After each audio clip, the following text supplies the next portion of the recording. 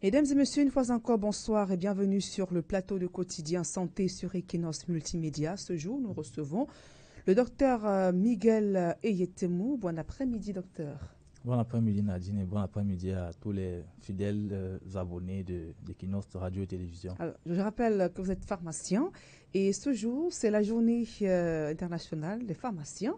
Alors, occasion pour vous sur ce plateau de définir ou de rappeler du moins le rôle et la place du pharmacien dans le système de santé. Déjà, je vais rappeler le thème. C'est une journée qui se célèbre depuis une quinzaine d'années. Oui. Et le thème de cette année, c'est des pharmaciens qui répondent aux besoins de santé mondiaux.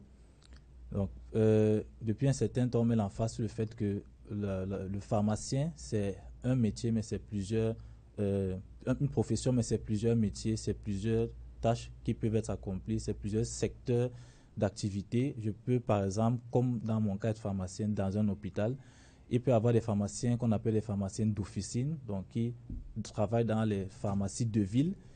Il y a aussi des pharmaciens qu'on appelle des pharmaciens biologistes, donc qui là travaillent dans des laboratoires d'analyse médicale. Si vous avez des examens à passer, peut-être des examens de typhoïde et autres, vous pouvez les contacter. Il y a maintenant des pharmaciens aussi dans le domaine de l'industrie.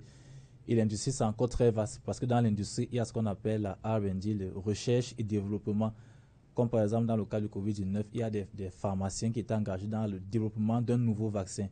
Donc, il y a aussi dans l'industrie toujours la production. Il y a des pharmaciens qui sont spécialisés uniquement pour produire les médicaments. C'est pour ça que vous allez voir, par exemple, il y a beaucoup de médicaments génériques. Donc, voilà un peu les multiples facettes du secteur pharmaceutique. Bref, tout ce qui touche le médicament concerne le pharmacien au premier plan. Alors voilà qui justifie justement votre présence ce jour sur ce plateau, d'ailleurs pour parler d'un thème qui interpelle fortement les pharmaciens et vous contribuez justement au bon usage des médicaments et à la bonne observance des traitements, de même à accompagner bien sûr les patients dans le choix des médicaments au niveau des pharmacies.